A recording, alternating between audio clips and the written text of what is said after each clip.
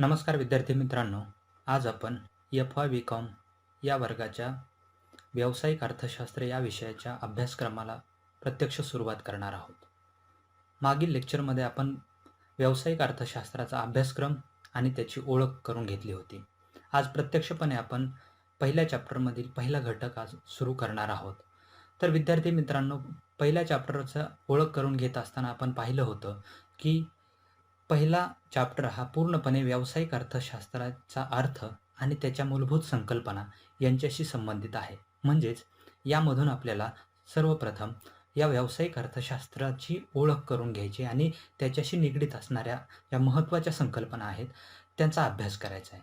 कारण या एकदा आपल्या लक्षात आल्यानंतर आपल्याला व्यावसायिक अर्थशास्त्रातील इतर घटक हे सहजपणे समजण्यास सोपे जातील. यासाठी आपण त्याची ओळख सुरुवातीला करून घेणार आहोत.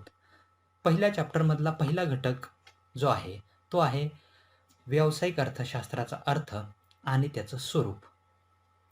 विद्यार्थी मित्रांनो, सर्वप्रथम त्याचा अर्थ पाहण्याच्या अगोदर व्यावसायिक अर्थशास्त्र ही अर्थशास्त्राची शाखा कशी विकसित होत गेली याची पार्श्वभूमी पाहणं आपल्याला गरजेचं आहे. त्यामुळं जर आपण आर्थिक विचारांचा इतिहास जर पाहिला तर तो फार मोठा दिसून येतो. अनेक अर्थतज्ञ, उदाहरणार्थ doctor Adam Smith, David Ricardo, G S. Mill, Thomas Malthus, Hicks, प्राध्यापक पिगो अशा वेगवेगळ्या अर्थतज्ञांनी अनेक वेगवेगळ्या शाखांच्या माध्यमातून आर्थिक सिद्धांत, नियम, तत्त्व यांची मांडणी केली. त्यामुळं आर्थिक विचाराची व्याप्ती ही दिवसेंदिवस आपल्याला वाढताना दिसून येते. आर्थिक अभ्यास किंवा अर्थशास्त्राच्या अभ्यासामध्ये नव्यानं वेगवेगळे सिद्धांत आणि वेगवेगळे नियम आपल्याला भर पडत असताना त्याची दिसून येते. मग ही नव्यानं भर पडत जात असताना अर्थशास्त्राच्या अभ्यासाची व्याप्ती आपल्याला दिवसेंदिवस सातत्यानं वाढत जाताना दिसून येते. मग हे जे वेगवेगळे विषय आणि त्या संदर्भातील नियम मांडले जात आहेत त्याला अनुसरून अर्थशास्त्राच्या वेगवेगळ्या शाखा निर्माण होताना आपल्याला पाहायला मिळतात. उदाहरणार्थ, उद्योग क्षेत्राशी निगडीत आर्थिक सिद्धांतातून औद्योगिक अर्थशास्त्र ही अर्थशास्त्राची एक शाखा निर्माण झाली. त्याचबरोबर श्रमाच्या बाबतीत आर्थिक विचारामधून श्रमाचे अर्थशास्त्र ही शाखा निर्माण झाली. बँकिंग क्षेत्राशी निगडीत असलेल्या आर्थिक विचार आणि नवीन संशोधनाच्या माध्यमातून बँकिंग अर्थशास्त्र ही शाखा निर्माण झाली. त्याचबरोबर विकासाचे जे विचार आहेत किंवा जे सिद्धांत आहेत त्यामधून विकासाचं अर्थशास्त्र ही शाखा निर्माण झाली. अशा नवीन नवीन अर्थशास्त्राच्या वेगवेगळ्या शाखा आपल्याला निर्माण होताना दिसून येतात. हा एक टप्पा झाला. आता याचबरोबर जे आर्थिक सिद्धांत निर्माण झालेले आहेत किंवा मांडण्यात आलेले आहेत तर त्याचा आर्थिक क्षेत्रामध्ये किंवा अर्थव्यवस्थेच्या वेगवेगळ्या क्षेत्रामध्ये प्रत्यक्ष वापर करण्यात येऊ लागला. त्यातून अर्थशास्त्राच्या नव्यानं अप्लाइड म्हणजेच उपयोजित शाखा विकसित होत जात असताना आपल्याला पाहायला मिळतात. व्यावसायिक अर्थशास्त्र ही सुद्धा अगदी तशाच पद्धतीनं नव्यानं विकसित झालेली अर्थशास्त्राची एक उपयोजित शाखा आहे. म्हणजे यामध्ये आर्थिक सिद्धांताचा प्रत्यक्ष निर्णय प्रक्रियेमध्ये वापर केला जातो. या प्रयत्नामधून किंवा या प्रक्रियेमधूनच व्यावसायिक अर्थशास्त्र ही अर्थशास्त्राची उपयोजित शाखा विकसित झाल्याचं आपल्याला पाहायला मिळतं. मग ही जी अशी पार्श्वभूमी व्यावसायिक अर्थशास्त्राची आहे. यानंतर मग आपल्याला व्यावसायिक अर्थशास्त्र म्हणजे काय याचा अर्थ आपल्याला पाहणं आवश्यक आहे. तर विद्यार्थी मित्रांनो, व्यावसायिक अर्थशास्त्र त्याची व्याख्या जर आपण करायला गेलो तर सर्वप्रथम आपल्याला ही एक गोष्ट या ठिकाणी लक्षात घेणं आवश्यक आहे की व्यावसायिक अर्थशास्त्र ही अर्थशास्त्राची एक शाखा आहे, परंतु ती उपयोजित शाखा आहे. उपयोजित शाखा म्हणजे काय? तर उपयोजित शाखेचा अर्थ सांगत असताना आपल्याला हे लक्षात घ्यावं लागतं की मूळ आर्थिक सिद्धांत जेव्हा आर्थिक प्रश्न किंवा आर्थिक समस्या सोडवण्यासाठी प्रत्यक्ष व्यवहारामध्ये किंवा प्रत्यक्ष निर्णय प्रक्रियेमध्ये वापरले जातात त्यावेळेस आपण मूळ सिद्धांताचं ॲप्लिकेशन करत जातो आणि त्यामधून ही अप्लाइड ब्रँच तयार झालेली आहे. मग अर्थशास्त्राच्या व्याख्या पाहत असताना आपल्याला एक महत्त्वाची व्याख्या दिसून येते, स्पेन्सर आणि सिलेगमन यांनी दिलेली. तर स्पेन्सर आणि सिलेगमन म्हणतात की निर्णय घेणं आणि भावी काळाचं नियोजन करणं हे व्यवस्थापकाला सोपं जावं या उद्देशानं आर्थिक सिद्धांताचं व्यवसायाच्या व्यवहाराशी केलेलं एकत्रीकरण म्हणजे व्यावसायिक अर्थशास्त्र होय. विद्यार्थी मित्रांनो, या ठिकाणी एक गोष्ट महत्त्वाची लक्षात घेणं आवश्यक आहे, की यामध्ये स्पेन्सर आणि सिलेगमन काय म्हणतात, की निर्णय घेणं आणि भावी काळाचं नियोजन करणं. हे कोणाचं काम आहे? व्यवस्थापकाचं काम आहे.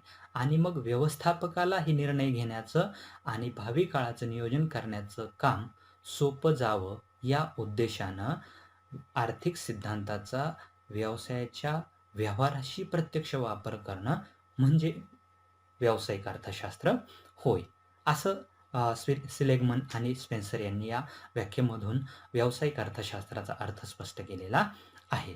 त्यानंतर आपल्याला दुसरी एक व्याख्या पाहता येते मॅन्सफिल्ड यांनी. तर मॅन्सफिल्ड यांनी देखील अशाच आशयाचे विश्लेषण व्यावसायिक अर्थशास्त्राच्या बाबतीत दिल्याचं आपल्याला पाहायला मिळतं.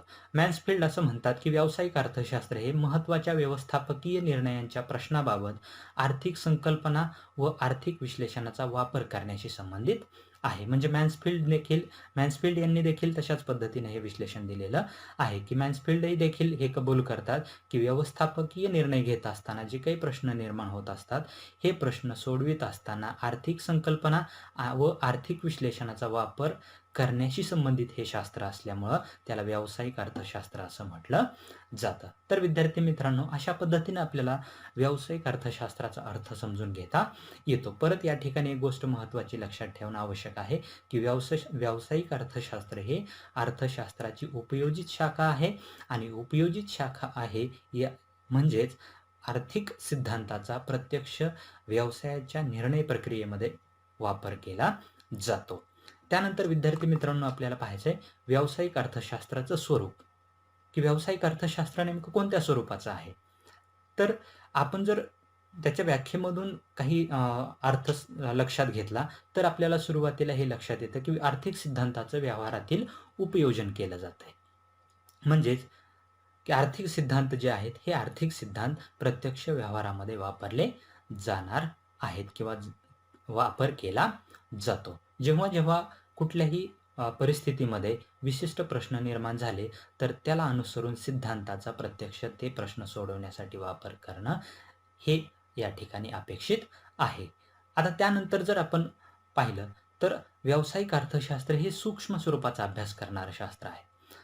व्यावसायिक अर्थशास्त्र हे स्थूल मानाने एक प्रकारे सूक्ष्म अर्थशास्त्र आहे, कारण व्यावसायिक अर्थशास्त्रामध्ये विशिष्ट घटकांच्या अभ्यासावर भर दिला जातो. उदाहरणार्थ, एखाद्या व्यवसाय संस्थेचा अभ्यास, त्यानंतर उपभोक्त्याचा अभ्यास, विशिष्ट वस्तूच्या मागणीचा अभ्यास, विशिष्ट वस्तूच्या पुरवठ्याचा अभ्यास, विशिष्ट उद्योगाचा अभ्यास, मागणीचा किंवा एकूण मागणी, एकूण पुरवठ्याचा अभ्यास, अशा प्रकारे विशिष्ट घटकांचा अभ्यास करणारे हे शास्त्र असल्यामुळं व्यावसायिक अर्थशास्त्राला सूक्ष्म अर्थशास्त्राचं स्वरूप प्राप्त झाल्याचं आपल्याला पाहायला मिळतं.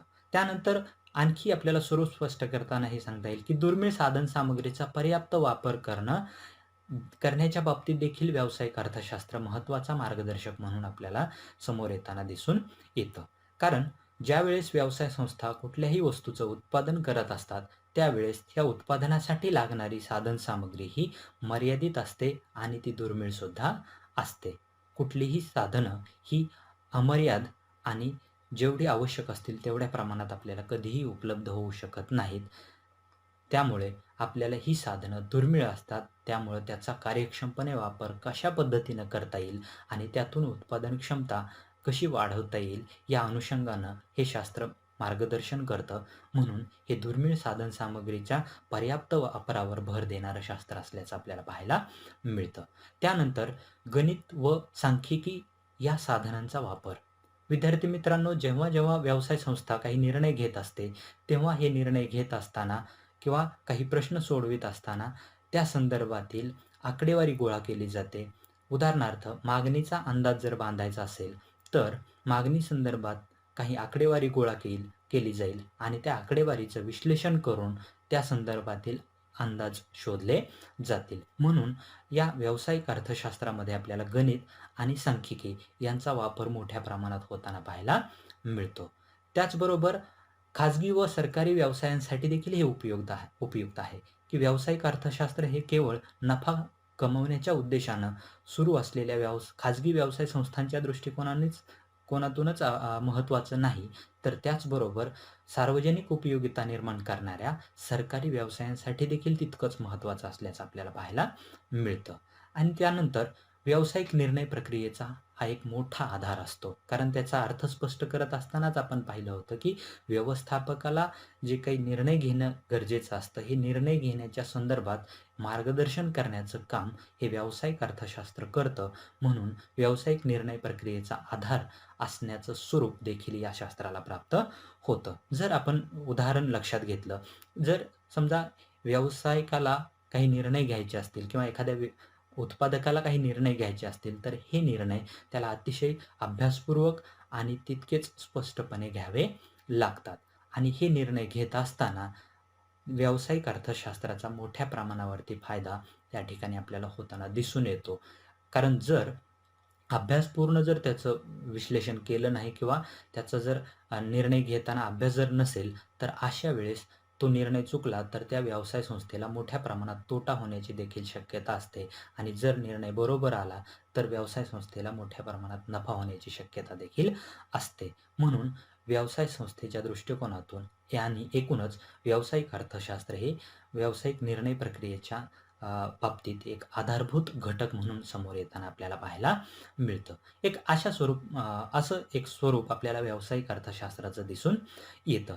म्हणजेच या ठिकाणी आपल्याला व्यावसायिक अर्थशास्त्राच्या बाबतीत जर आपण एक गोष्ट लक्षात घेतली, तर व्यावसायिक अर्थशास्त्र हे आजच्या काळातील आधुनिक व्यवसायांना एक महत्त्वाचा मार्गदर्शक म्हणून पुढे येताना आपल्याला पाहायला मिळतं. कारण दिवसेंदिवस व्यावसायिक क्षेत्रामध्ये देखील नवीन-नवीन आव्हानं आपल्याला निर्माण होताना दिसून येतात आणि ही आव्हानं सोडवण्यासाठी आपल्याला अर्थशास्त्राच्या मूळ सिद्धांताची किंवा अर्थशास्त्राच्या मूळ तत्त्वांची एक आधार म्हणून त्याचा वापर करता येतो आणि आजच्या काळातील काही प्रश्न सोडवण्याच्या बाबतीत त्याच्या माध्यमातून आपल्याला उत्तर शोधता येतात.